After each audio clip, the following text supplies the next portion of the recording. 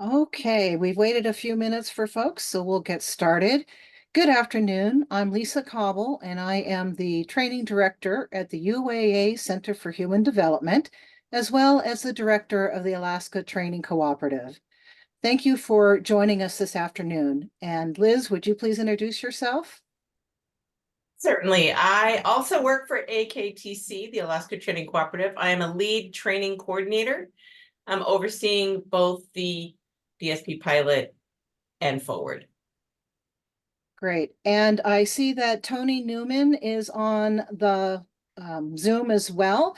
Tony, if you might just want to say hello, because this is a partnership with the Senior and Disabilities Services. Yeah, thank you, Lisa, and everyone. Lisa, I just was thinking it's hard to believe that 3 years about has passed since the idea for this program first began to take root. It seems like both forever ago and just yesterday at the same time. But I just wanted to note that the establishment of a DSP certification program has been a long time goal for many people. Exceeding 3 years, I know, especially among the direct support professionals themselves that do this important work and who have known for a long time that it needs to be recognized for the professionalism that it requires.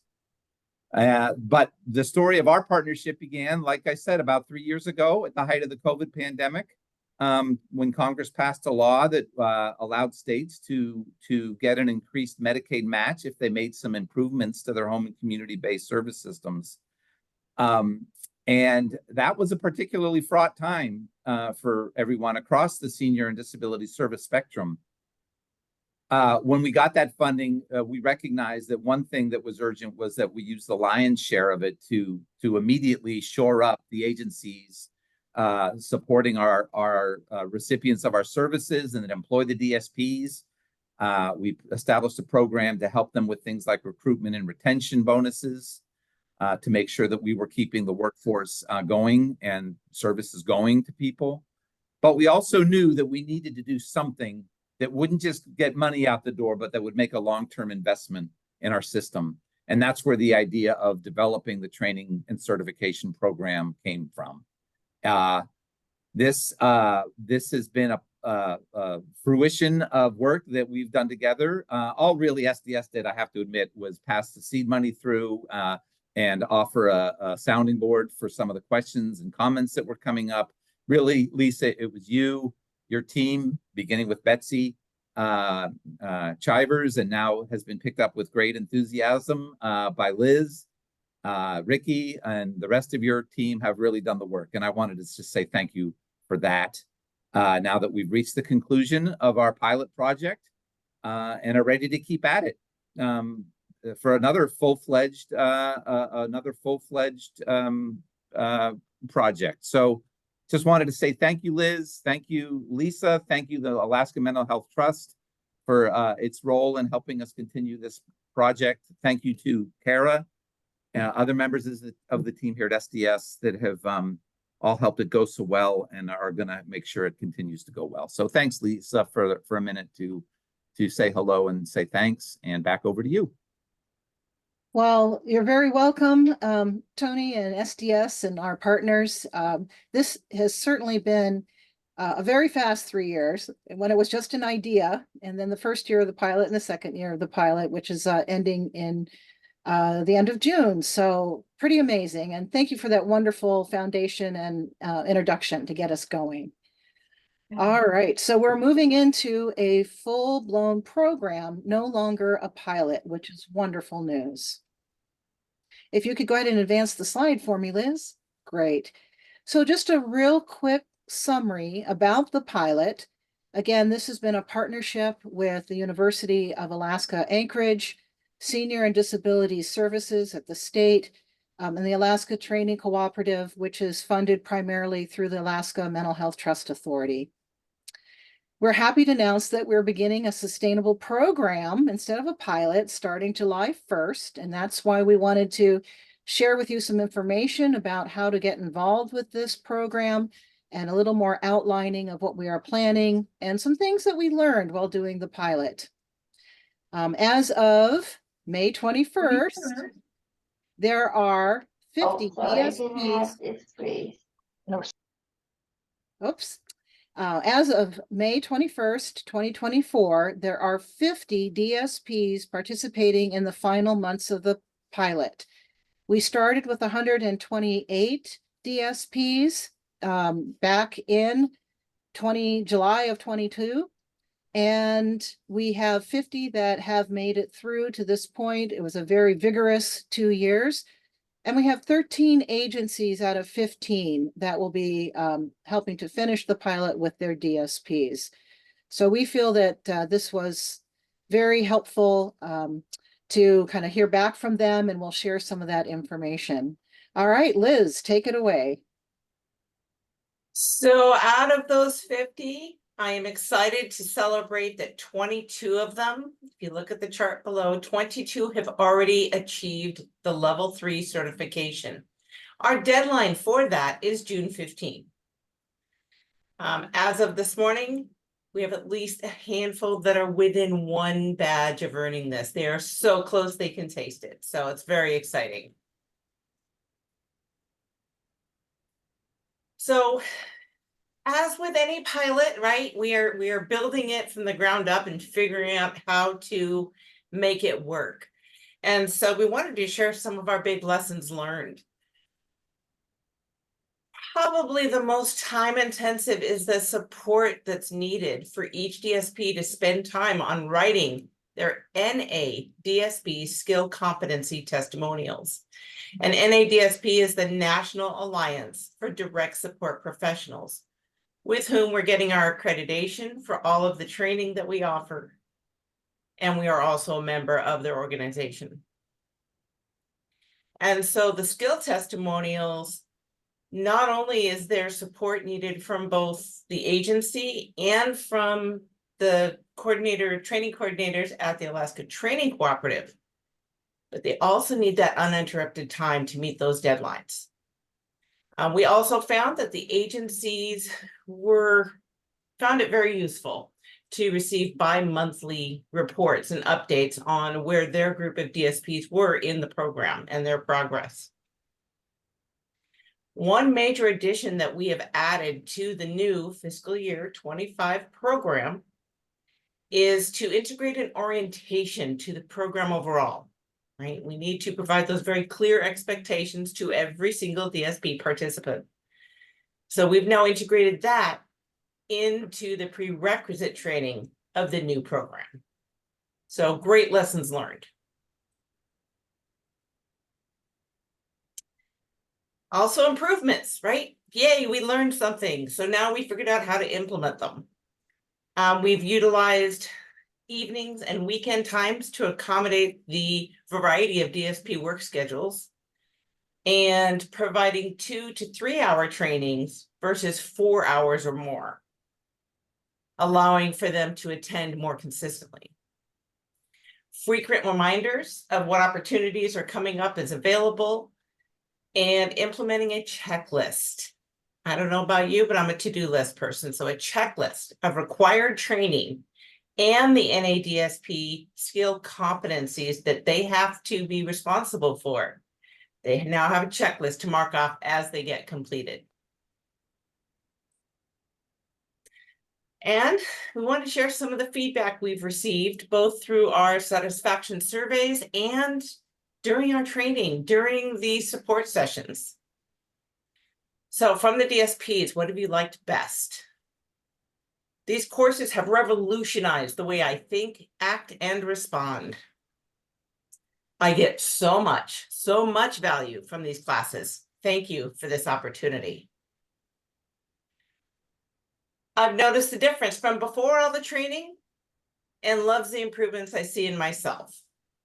Now remember, these are quotes. The FASD, fetal alcohol syndrome disorder, I believe, or disease. I should know that. Training has made a huge impact on how I have adapted, and I have adapted how I interact with our clients based on these trainings. I am excited about being part of the pilot and helping to develop this program. Every DSP has helped, and we've taken it to heart and implemented what we can. I've enjoyed the different classes and the depth of thought that has been put into them, the areas that we have explored and how it affects us mentally, physically, and our workload. There's been a lot more to each area than just a first look at some of it. Excuse me. And it's been very helpful. Love that kind of feedback. That's what we need. And then what has been most useful, right? We want to know the value. Top one, all the information about trauma had really been fascinating and informative when it comes to not just the clients we serve, as well as how it affects staff. It helps me be more understanding when things get tough for both clients and staff alike. Empathy, it's a powerful tool. I am a very people person, and going through these classes has changed my casual attitude toward the people I take care of. As a DSP, following rules and setting boundaries is an integral part of my job to get things right and should abide by them. I learned more about giving directions and appreciate conversation and working with individuals and their families. I also learned about bringing up my clients' problems with my supervisors and how to work or change the client's goals. And thank you for putting together this pilot program. I've learned applicable techniques and look forward to hearing from others with life experiences.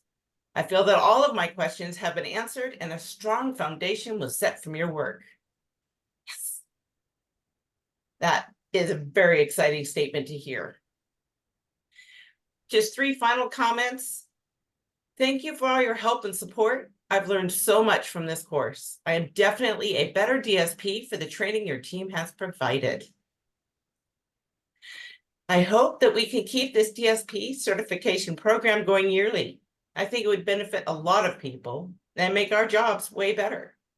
This is an amazing thing we've accomplished, and we need to keep it alive. Thank you for everything. And our final comment, thank you for all your hard work, for putting this together and acknowledging our type of career, something to be proud of with a certification attached to it. It makes me feel proud of what I do. Goosebumps. It shows that the value of every effort that's being put in is worth it. Lisa?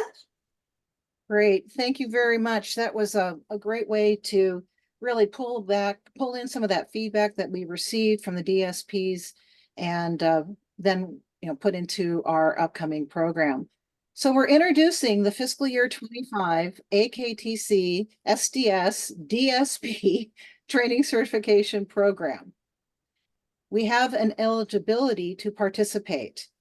You must be an approved Alaskan agency who is in good standing with Senior and Disability Services and are Medicaid certified providers and have a DSP workforce, a direct support professional workforce.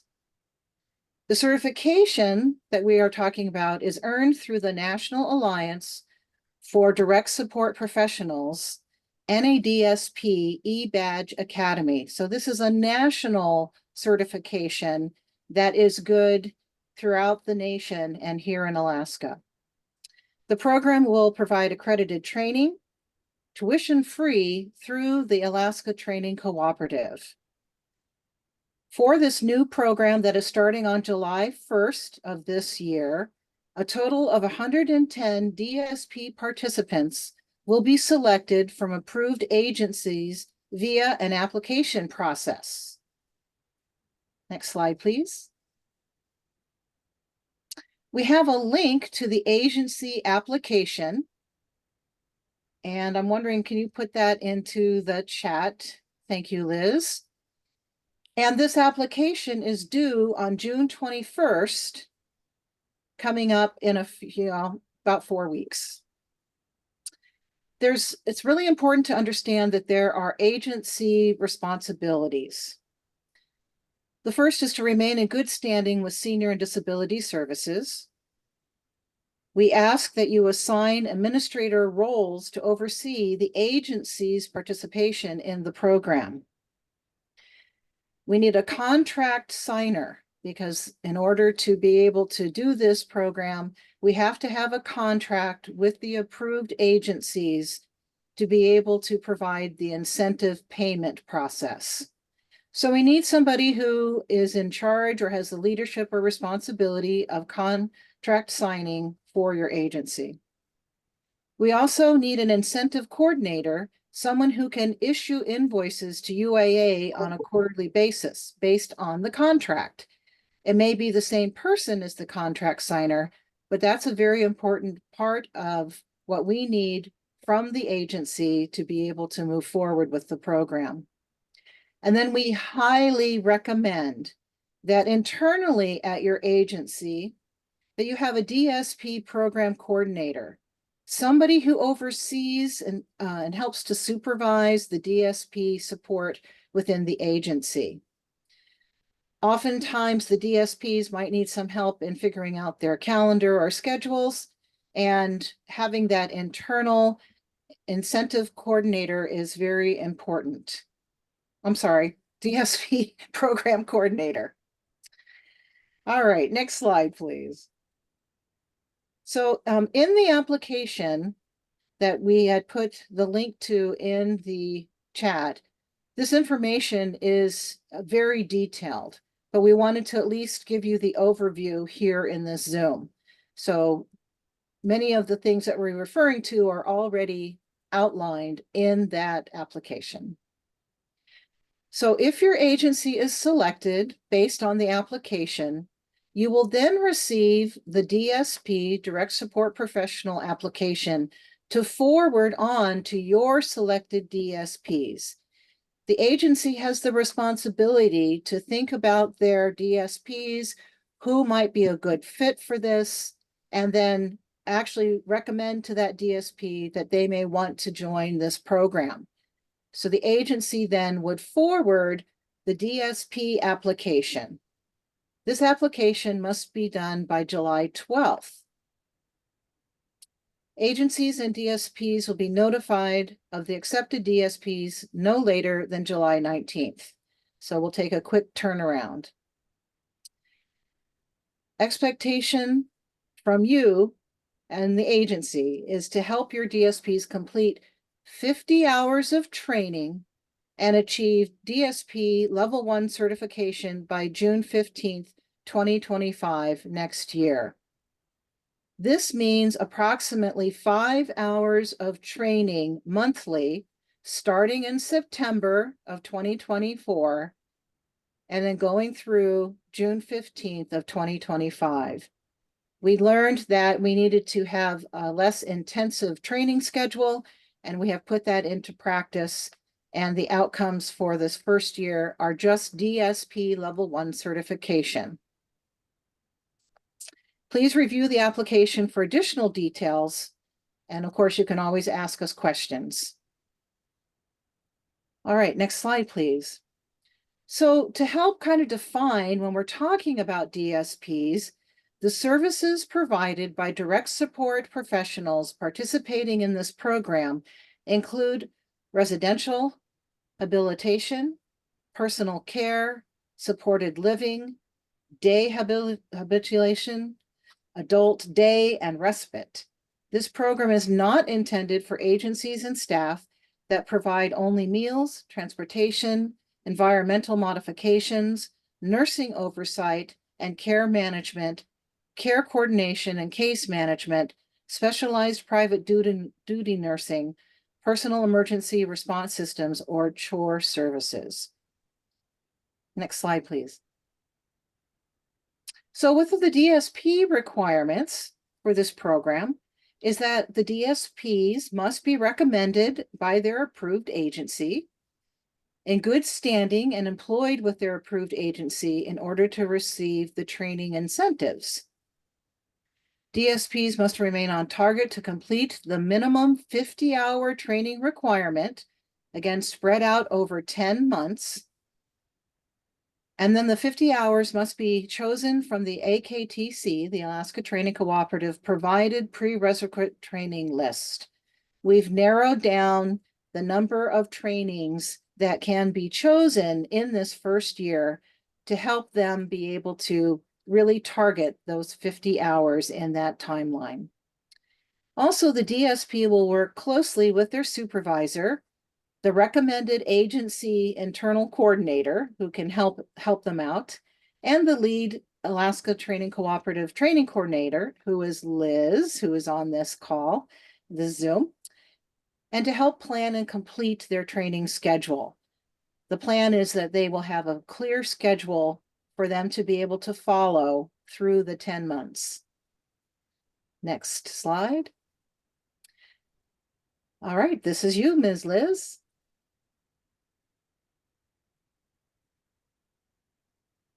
You're on mute. There we go. Off mute. I can then say that the certification program has 2 different cohorts broken out based on experience, level of experience. So cohort 3 will include DSPs with 6 months to 3 years. And that's active employment experience with that approved agency. So the experience is directly tied to the agency that they're applying from. Cohort 4 will include DSPs with a higher level of experience of greater than 3 years or 37 months or more. So then we talk in why 6 months? Great question, Fallon. Remind me, we'll get that at the end. So the financial incentives, the program, we are very fortunate in fiscal year 25 to include financial incentives that can be earned by the DSP as they reach training milestones and certification levels.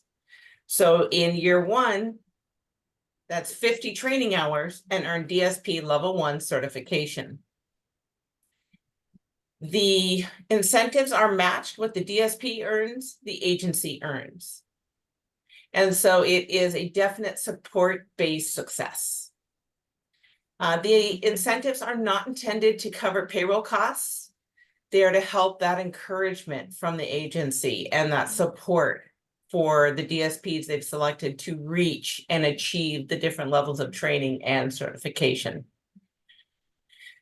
It is important to know that the program and training incentives are supported by the Alaska Mental Health Trust Authority and the State of Alaska Senior and Disability Services, with the Medicaid 1115 waiver to cover the training costs. So a lot of unique funding, super exciting. They will be invoiced, so the training incentives are invoiced and reported on quarterly. The Alaska Training Cooperative, we provide the reports of where everybody has, what benchmarks each DSP has reached. That is then invoiced by the agency back to UAA for payment. The agencies are responsible for their own method of dispersing those incentives to the DSPs, right? As always, we follow those federally mandated payroll requirements. DSPs must remain in good standing. And if they do, they are sponsored through our membership, the Alaska Training Cooperative's membership with NADSP, the National Alliance for Direct Support Professionals. And they get a seat in the eBadge Academy. The eBadge Academy seat is required to reach and earn their DSP level 1 certification. There we go. Now, Lisa, back to you. Thank you. So the DSP incentives and accredited training requirements. For year 1, fiscal year 25, as we have said, the DSP involved in the program will be provided 50 hours of accredited training education, tuition free through the Alaska Training Cooperative. The focus for the DSP will be on completing the training education hours and completing 11 NADSP skill competency testimonials to earn e-badges and achieve the DSP level 1 certification. DSPs and agencies will receive the following training incentives quarterly on successful completion by DSP and the Alaska Training Cooperative receiving approved agency invoices. So the great thing is at the end of the first year, a DSP could earn $1,600, and the agency could also earn $1,600 for that DSP's accomplishments. To break it down a little bit more, because we do follow the NADSP eBadge Academy system, the first badge is the Code of Ethics, and then there are badges 2 through 4. There's a 10-hour badge, a 25-hour badge, and a 50-hour e-badge, 600 incentives total. So $100 for the first 10-hour badge, 200 for the 25-hour badge, and 300 for the 50-hour badge.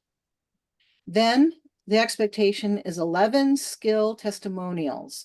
This is based on the competencies of the NADSP, where then the DSP will write up a scenario to demonstrate how they answered or how they have actually implemented that competency in a work scenario. The great thing is that our training coordinators at the training cooperative work very closely with the DSPs to help them, to mentor them, so that they are able to get those skill testimonials submitted to NADSP. So they aren't left alone. There is support there for those 11 skill testimonials. After that, all those badges are earned, then the DSP can earn the DSP 1 certification badge, and that provides a $1,000 incentive. Again, $1,000 for the DSP and $1,000 for the agency. Next slide, please. So looking forward into year 2, fiscal year 26, again, this is all dependent on funding.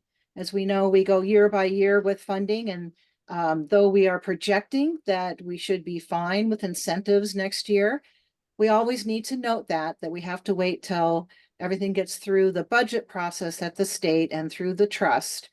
But we're feeling pretty optimistic, so we wanted to tell you about what we're looking at in fiscal year 26. In the second year, the DSPs who have earned DSP level 1 in the first year of fiscal year 25, they will be provided an additional 50 hours of training, again, tuition free through the training cooperative. And building on year 1, the idea is to reach a total of 100 training hours.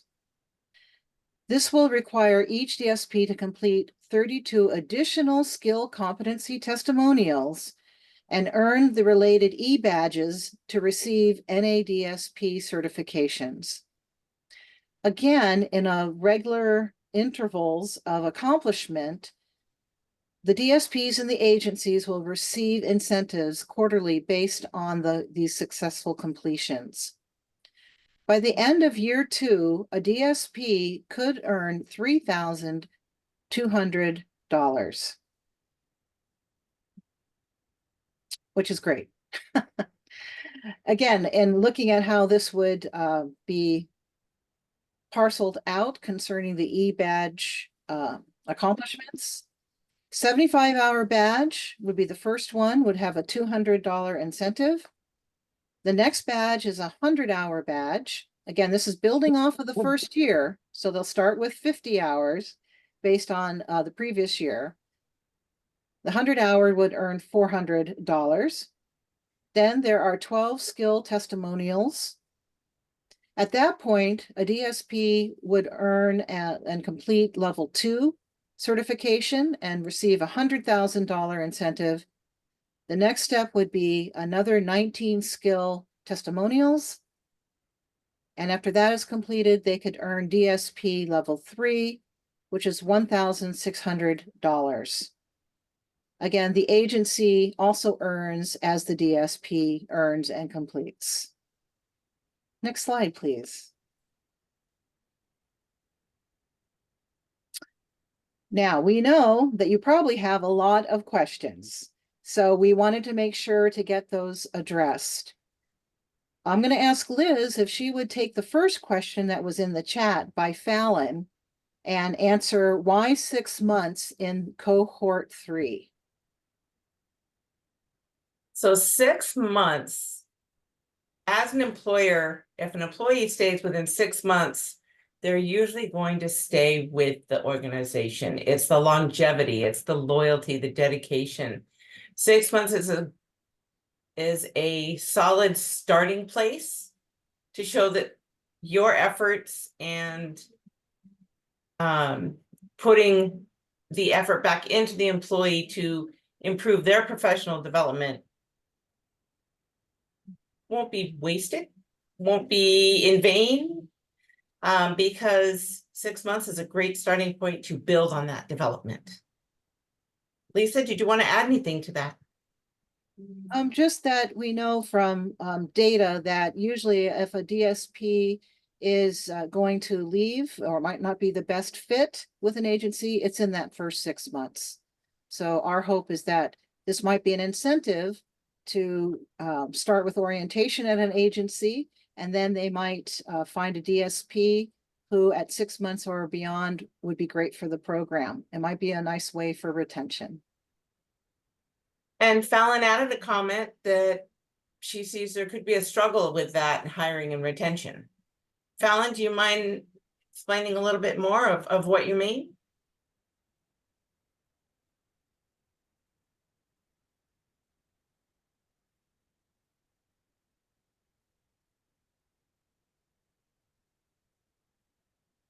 Yeah, I have staff, brand new staff that are new to this field that are asking for this training because they've heard about this program. And by the time this starts, they're not going to be here 6 months. It's going to be really hard for me to say, I'm sorry, I can't include you, when I got to tell you, at least 3 of them that I'm thinking of are STAR staff already and should be in this program.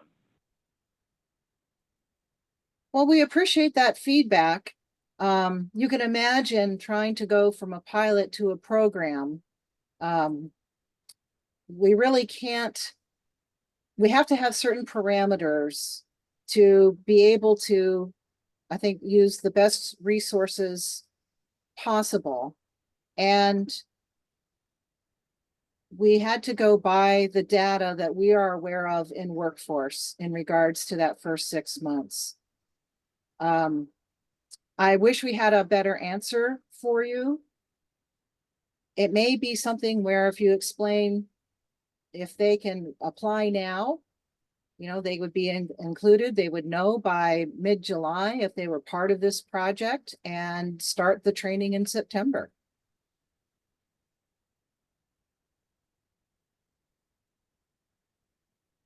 So I see here that there is a comment. Will people who didn't complete the pilot be considered for the new program? That's a great question. What we are planning is based on what we saw in the pilot, that even though the agency had worked with the DSP and the DSP was excited to do this program, after the first 4 months, there was a pretty high number of DSPs in the pilot who just realized they couldn't do everything that was asked at the time and that they needed to quit the pilot, or they just weren't able to move forward. Part of that for life reasons, workforce reasons, the agency really needed them to cover shifts and they weren't able to finish. Our goal is to look at folks who didn't finish the pilot and talk with the agencies as we go through the first 4 months. And we are looking at adding some of the previous pilot DSPs, if they're still in good standing with the agency and the agency is still interested, as we have some DSPs who end up leaving the program. We want to be able to bring in some of those other folks who are ready and willing to give it another try. Does that help explain, Allison?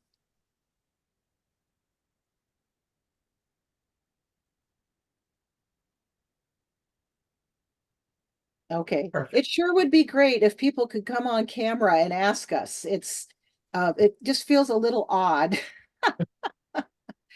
Fallon is also asking about training hours available to submit through the College of Direct Supports, which is purely online on-demand training. And Fallon, I'm happy to answer that.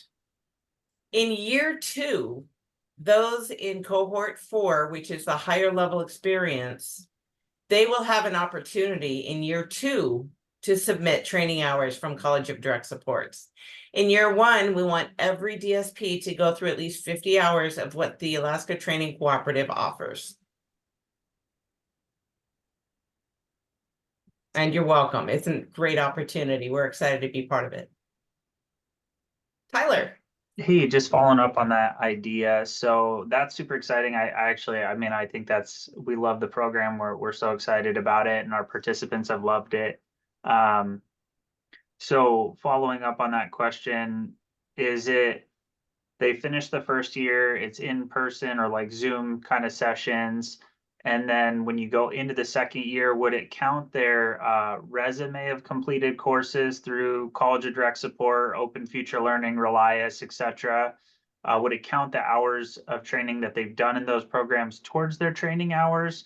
Or is it trainings that they do within those accredited programs during, and like they complete them during the second year time frame? Fantastic question. Lisa, do you want me to take it or do you want it? Okay.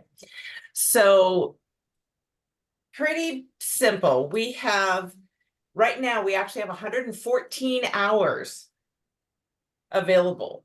All of it is a mix of on-demand or self-paced learning and live online. And so each year has a nice blend of both. So year 1 up to 50 hours, there will be a little over 60 hours available.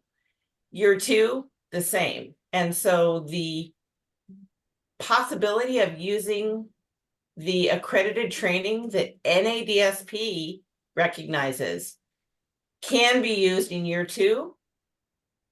We want to get through year 1, and then we can start looking at what can be submitted to NADSP, with that reminder that it is that organization that makes the final call. We have no part in that. We can just help with the organization of information. And just a comment on that, Yeah. Tyler, we turned in a lot of our CDS courses for our staff, and we didn't have any ones that were turned down. Oh, So- nice. So you're in pretty good shape. And I wanted to say thank you guys for making sure that the first year that they're in class and with the instructors. So that's awesome, especially for some of our newer staff. Most welcome. We've really been taking feedback and listening to our stakeholders. I see that there is a comment in the chat. Is there a fee for employers to enroll in the program? No, there is no fee associated with enrolling in the program. However, you must fill out an agency application. That needs to come in by the deadline. And then once that agency is approved, then they are given the DSP application to share with their workers and their DSPs. And then that needs to be also filled out and sent in by the deadline. And then the approved agency will be alerted, the approved DSPs will be alerted, and they will be literally enrolled into the program.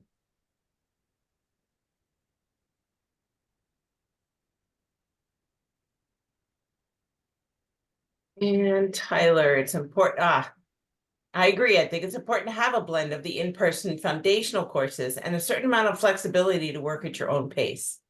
So thank you for that, Tyler. We worked very hard to structure the first year for introducing all of the concepts.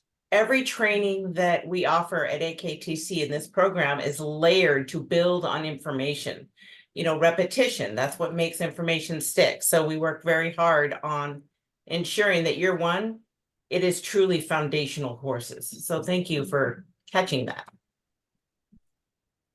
I'm going to add a link into the chat, and this is a 6-page overview document. It is not our slideshow, but it will give you some more detail regarding the program itself, above and beyond what was in the presentation.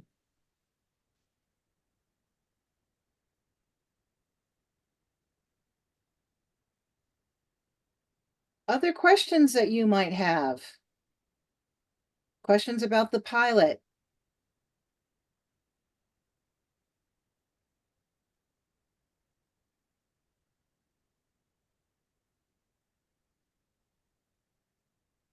Or any feedback from DSPs who participated in the pilot? Overall, what I found most exciting was that our senior staff that had been here for a very long time were able to take advantage of the higher cohort to turn in their CDS training. Spoke mostly of the fact that finally they felt validated for what they did and for, well, you know, the services that they provided. I believe that if we're ever going to be able to raise rates, that we have to have a certified workforce. And I think this program is awesome for making that happen. And I appreciate all the work that the cooperative has done. And I look forward to this and many, many, many future rounds of the certification program. Thank you very much, Fallon. That feedback from you and your agency and the DSPs is very important. This is for our stakeholders. It's for you as the agencies. It's for the DSP workforce. So I see here a comment from Marge. No cost for agencies or DSPs, and a very thoughtful design training and certification career ladder incentive program will make such a positive impact on the HCBS workforce, our home and community-based services, as well as service delivery. Well done, and thank you, SDS, Trust, and the Training Cooperative. Thank you very much, Marge. We appreciate that comment very much. And I wanted to share that out of the remaining 50 active DSPs in the pilot, 31 of them have the higher experience levels, 3 years or more. And that's what we found throughout the entire pilot, are those with a higher level experience have maintained that dedication and pushed through. Retention. We also got a comment from Michelle Giroux. Thanks for all of your work on this program. It has been wonderful to see it move from pilot to full program. Thank you, Michelle. And then Fallon says, can you send out the bigger document via email? Yes. When we send out the recording, Lisa, we also had a question up at the beginning. Will we make this presentation available after the webinar, the actual slides? Certainly, we can do that. Okay. Again, this Zoom is being recorded, and we will be sending out the link again through the, I'm going to ask Tony and SDS if they could send it out through the e-alerts, because we really want people who weren't able to be here today and hear this live delivered still have an opportunity to get the information. We're really hoping that, again, we have a lofty goal of 110 DSPs. We've got the funding for that. We've got the support for that. We've got the incentives for that. We just need to have agencies who are interested of either continuing or joining us for the first time. And you really get the benefit of what we've learned through the pilot as we streamlined processes and made things a bit simpler. And for those of us who stuck with us from the beginning, thank you, because it was that learning process. And we knew we bit off a big bite when we did this. And we're just so pleased to be able to offer something that we think is attainable, but still has a push to it, you know, an expectation. so that there is success and the DSPs can move forward in their completion of certification. I see here from Allison, thank you so much for the great program and all of your support. Right back at you, Allison, thank you. And from Tom, thank you so very much for making this program possible. It has made a meaningful difference for our DSPs and no doubt the support that they provide to others. And then here's a big thank you to Liz from Wendy. Liz has a huge support and help. Thank you again. Thank you, Wendy. I do want to share that almost all of us at the Alaska Training Cooperative got a start as a DSP. And I think that's part of our success. I myself started as a DSP in Homer. Liz has worked in that service provider standpoint. Ricky Chapman was a DSP. And it helps us, I think, understand a little bit better who our audience is and can appreciate what information, knowledge, and skills that the DSPs have or they want to develop and move into, and the mentorships involved. Hi, I just wanted to ask, just so I'm clear. So it's basically the same format as the pilot program for the new one, right? Well, there's been some pretty much a major difference. Okay. In the first year of the pilot, there was 100 hours of training expected within 10 months to be completed.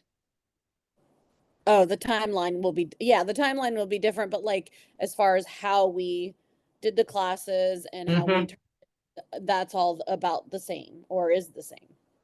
Yes, there'll be a certain number of classes offered the first year to get that 50 hours. They'll be offered at different times, different days of the week.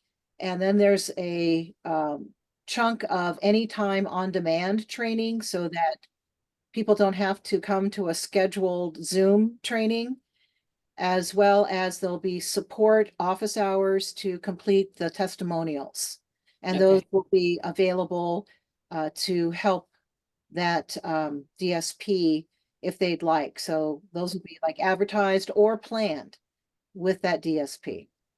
Okay. On demand was very helpful just to give feedback on that. Thank you. Yeah, like I just basically, like for me, and especially me, I now work in one of the homes rather than my regular set in hours during the day. So I'm here, 4 days a week straight. So like Friday I work on my things because I'm off. So I mean, just however you decide to do it, on demand is very great for a lot of us. Thank you, Wendy, very much for that. You've been great to work with. We do have one, I think, final question, Lisa. There is another shorter DSP training happening right now. My understanding is that the shorter one does not result in a certification and that this one does. Is that correct? Also, does the shorter training offer classes that relate and can transfer into this 2-year program? Do you want to take this, Liz? Well, my assumption is that you may be referring to AHEC or the apprenticeship type trainings, which is not related to what we're doing. So to clarify, go ahead, Lisa. No, I was just saying, we just need maybe, Jessica, if you could clarify which program or DSP training you're talking about.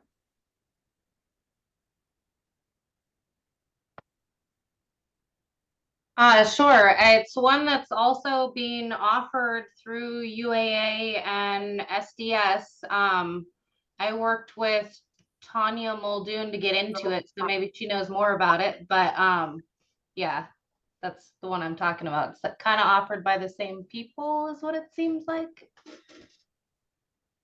Tyler, Tanya? I have a little bit of information on that, Jessica. I think that was set up through the Southeast Regional Elder Care Coalition in collaboration with UAA I thought it was actually UAS, University of Alaska Southeast, because it's being hosted out of Sitka. And they're doing it meets the criteria for the 40-hour personal care service training requirement, although it's quite a bit longer than just 40 hours. I think it's closer to mid-50s. Okay, so it sounds like the personal care assistant certification training, which is very different than what we're doing. That is correct. This is Kara. This is Tanya, they're actually, I'm here. Oh, hi, Okay. Tanya. So, yeah. Yeah, no, the class through the Southeast Regional Elder Care Coalition is the one that she's referring to. It is a pilot class as well. It is a 3-credit class that's being offered through the University of Alaska Southeast for the health science program. And it is also a certification program, but as Tyler has indicated, it provides the agency-based PCA certification. And it's a requirement for administrators for many of the waiver programs. So it does have a online as well as face-to-face hands-on component for teaching for the university. So it's a different component than what's utilized for this rundown for certification. It Thank is you. exciting to hear that, though. Yeah, thank you for the clarification. Appreciate that. No problem. I know that it's been challenging over the past few years to find organizations who are able to and available to teach the PCA certification. So that's exciting that it's coming back. Agency-based services are challenging. Yay. Well, we have 6 minutes. Well, my thought was if there's any last questions that anyone has, it'd be perfect timing that we could go ahead and help get those answered.